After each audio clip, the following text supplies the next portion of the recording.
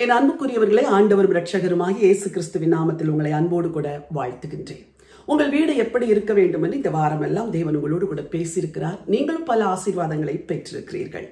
கர்த்தர் உங்கள் வாழ்க்கையை கட்ட ஆரம்பித்திருக்கிறார், குடும்பத்தை கட்ட ஆரம்பித்திருக்கிறார், வீட்டை கட்ட ஆரம்பித்திருக்கிறார். நீங்கள் கேட்கலாம், ஒரு சொந்த வீடு இல்லையே என்று. அதையும் தருவார். ஆண்டவர் பூமிக்குரிய ஆசீர்வாதங்களை நிறைவாய் கொடுக்கிற தேவன் தானே. நிச்சயமாய் நீங்கள் பெற்றுக்கொள்வீர்கள். இன்றைக்கும் வேறு ஒரு வீட்டை குறித்து தியானிக்க போகிறோம். 2 கொரிந்தியர் 5ஆம் அதிகாரம் 1வது வசனம். பூமிக்குரிய கூடாரமாகிய நம்முடைய வீடு அழிந்து போனாலும் தேவனால் கட்டப்பட்ட கைவேலை இல்லாத நித்திய வீடு பரலோகத்திலே நமக்கு உண்டென்று அறிந்திருக்கிறோம். வேதம் சொல்லுகிறது, பூமிக்குரிய கூடாரமாகிய நம்முடைய வீடு அழிந்து போனாலும் கைவேலை இல்லாத ஒரு பரலோக வீடு நமக்கு உண்டு என்று சொல்லுகிறது. உங்கள் வாழ்க்கையிலே கர்த்தர் பூமிக்குரிய ஆசீர்வாதங்களை மாத்திரம் கொடுக்க விரும்பவில்லை. இந்த உலக வாழ்வு முடிந்தவுடன் இந்த பூமிக்குரிய கூடாரத்தை விட்டு கைவேலை இல்லாத ஒரு பரலோக வீட்டிற்கு நாம் செல்ல போகிறோம். அது எவ்வளோ ஆச்சரியமான ஒரு ஆசீர்வாதம் பாருங்கள். அதை எந்த மனிதனும் கட்டுவதில்லை, எந்த தூதனும் கட்டுவதில்லை. ஆண்டவர் தன்னுடைய வார்த்தையினாலே உங்களுக்காக அங்கு வீட்டை கட்டி வைத்திருக்கிறார். கைவேலை இல்லை என்றால் அது எப்படி உண்டாக்கப்பட்டிருக்கும்? உண்டாக கடவுது என்று சொல்லி பூமியும் வானத்தை உண்டாக்கினவர் உங்களுக்கு ஒரு வீட்டை பரலோகத்தில் உண்டு பண்ணுகிறார். ஆனால் அந்த வீடு பரலோகத்தில் உண்டாக்கப்படுவதற்கு இந்த பூமியிலே நீங்கள் உழைக்க வேண்டும். நீங்கள் வாழும்போது நித்தியமான வீடுகளில் உங்களை ஏற்றுக்கொள்வார் உண்டாயிருக்கும்படி அநீதியான உலகப் பொருளால் சிநேகிதரை சம்பாதியுங்கள் என்று வேதத்திலே வாசிக்கிறோமே. உங்களுக்கு ஆண்டவர் கொடுத்த சகல ஆஸ்திகள், சம்பத்துகள், ஆசீர்வாதங்களால் பரலோகத்தில் பொக்கிஷத்தை சேர்க்க வேண்டும். பரலோகத்தில் உங்கள் வீட்டை நீங்கள் கட்ட வேண்டும். பூமிக்குரிய வீட்டையே நினைத்து நினைத்து பூமியிலே வாழ்ந்து முடித்து விடக்கூடாது. நீங்கள் ஆண்டவருக்காய் செய்கிற காரியங்கள், ஜபங்கள், ஊழியங்கள், ஆத்துமாக்களை தேவனிடத்தில் நடத்துகிற இவைகள் எல்லா காரியமும் பரலோகத்தில் உங்களுக்கு ஒரு வீட்டை கட்டி கொண்டிருக்கிறது. பவுல் தன்னுடைய வாஞ்சையை சொல்லுகிறார், பூமிக்குரிய கூடாரமாகிய இந்த வீடு அழிந்து போனாலும். அது தன்னுடைய சரீரத்தை குறித்து சொல்லுகிறார். இந்த சரீரம் அழிந்து போகக்கூடியது, அப்படித்தானே? 16 வயதிலே உங்களுக்கு இருந்த பலன் இப்பொழுது இருக்காது.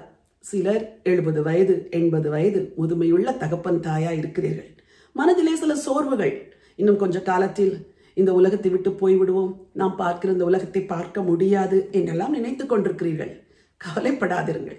இந்த துன்பத்தை எல்லாம் மறக்கும்படி ஆண்டவர் ஒரு பரலோக வீட்டை வைத்திருக்கிறார். கைவேலை இல்லாத ஒரு வீடு பரலோகத்தில் உங்களுக்காய் காத்திருக்கிறது. இங்கே நீங்கள் காண்கிற சந்தோஷங்களை விட கோடிக்கணக்கு அதிகமான சந்தோஷங்கள் நிறைந்த ஒரு பரலோகம் காத்திருக்கிறது. ஒரே ஒரு கேள்வி, அந்த பரலோகத்திற்கு போவதற்கு நீங்கள் ஆயத்தமாயிருக்கிறீர்களா? நீங்கள் கேட்கலாம், பரலோகம் போக எப்படி ஆயத்தமாவது? ஆண்டவர் இயேசு சொன்னார், நானே வழியும் சத்தியமும் ஜீவனுமா இருக்கிறேன். இந்த ஆண்டவர் இயேசுவுக்குள் நித்திய ஜீவன் இருக்கிறது. இயேசுவை இருதயத்தில் ஏற்றுக்கொண்டால் உங்களுக்குள் நித்திய ஜீவன் வரும். இயேசு உள்ளே வந்த பிறகு அந்த நித்திய ஜீவன் விளக்கு போல உங்களுக்குள் இருக்கும். அது அணைந்திடாது காத்துக்கொள்ள வேண்டும். பரிசுத்தமாய் வாழ வேண்டும். போராட்டத்தின் நடுவிலும் அந்த நித்திய ஜீவனை குறித்த தாகமும் ஏக்கமும் உங்களில் குறைந்துவிடவே கூடாது. இயேசு உள்ளே இருந்தால் நித்திய ஜீவன் உள்ளே. பூமியில் நீங்கள் கண்களை மூடும் பொழுது அந்த நித்தியமான பரலோக வீட்டிற்கு செல்வீர்கள். நான் இன்றைக்கு வயது முதிர்ந்த தகப்பன் தாய்மார்களுக்கு நான் பேச விரும்புகிறேன்.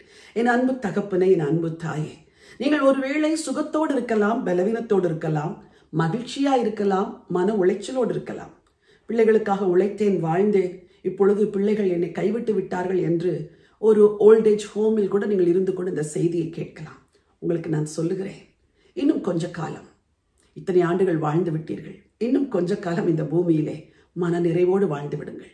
இனி உள்ள காலம் எல்லாம் 2 காரியங்களை நீங்கள் செய்ய வேண்டும்.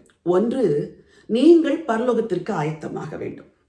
2வது, உங்கள் குடும்பமெல்லாம் பரலோகத்திற்கு வர வேண்டும் என்று உங்கள் குடும்பத்திற்காகவும் உலகத்தில் உள்ள பிற குடும்பங்களுக்காகவும் நீங்கள் ஜெபிக்க வேண்டும். இந்த 2 காரியத்தை தான் ஆண்டவர் உங்களிடத்தில் எதிர்பார்க்கிறார். பூமிக்குரிய இந்த கூடாரம் சீக்கிரம் அழிந்து போகும். ஆயத்தமாகுங்கள், கவலைப்படாதிருங்கள். மரணம் வரும் என்று நீங்கள் எதிர்பார்ப்பது தவறல்ல. இன்றைக்கு வேண்டுமானால் வரட்டும், ஆனால் நான் ஆண்டவருக்கு ஆயத்தமாக வேண்டும் என்று உங்களை ஆயத்தப்படுத்துங்கள். குறைகள், குற்றங்களை எல்லாம் ஆண்டவரிடத்தில் சொல்லி மன்னிப்பு கேளுங்கள். யாரையெல்லாம் மன்னிக்க வேண்டுமோ மன்னித்து விடுங்கள். யாருக்கெல்லாம் நீங்கள் அன்பை காட்ட வேண்டுமோ காட்டி விடுங்கள். ஆயத்தமாகுங்கள். ஒருவேளை இன்றைக்கு இரவு ஆண்டவர் வந்தாலும் நீங்கள் அவரோடு கூட கடந்து செல்ல வேண்டும். இல்லை, உங்களை அழைத்தாலும் நீங்கள் ஆயத்தமாய் கடந்து செல்ல வேண்டும். 2வது, நீங்கள் போகும் பொழுது உங்கள் பிள்ளைகளுக்கு ஜெபத்தை சொத்தாய் வைத்து போங்கள். ஆண்டவரே, ஜெபத்தை என் பிள்ளைகளுக்கு சொத்தாய் வைக்கிறேன், ஜெபித்து நான் கடந்து செல்கிறேன் என்று சொல்லுங்கள். மூன்றாவது, உங்களுக்கு இருக்கிற ஆஸ்திகளை எல்லாம் சரியாய் நீங்கள் சுகதேகியாய் இருக்கும் பொழுதே உங்கள் பிள்ளைகளுக்கு சரியாய் பகிர்ந்து கொடுத்து விடுங்கள். அதை சரியாய் செய்யவில்லை என்றால் உங்கள் காலங்களுக்கு பிறகு உங்கள் பிள்ளைகள் துன்பத்தோடு வாழ்வார்கள். இந்த மூன்றையும் செய்யுங்கள். கைவேலை இல்லாத நித்தியமான பரலோக வீட்டுக்கு ஆயத்தமாகுங்கள்.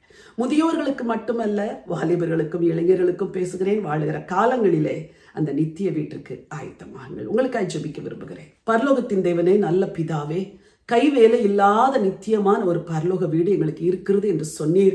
இந்த உலகம் அழிந்து போகும், வானம் பூமி எல்லாம் அழிந்து போகும் அப்பா. ஆனால் உம்முடைய ராஜ்யம் என்றென்றைக்கும் நிலைத்திருக்கும். அந்த ராஜ்யத்திற்கு நாங்கள் கடந்து வர எங்களை தகுதி உள்ளவர்களாய் மாற்றும்படியா ஜெபிக்கிறேன். என் வார்த்தையை கேட்கிற எல்லா வயதான தாய் தகப்பன்மார் அந்த நித்திய வீட்டிற்கு ஆயத்தமாக அவர்களுக்கு உதவி செய்யுங்க.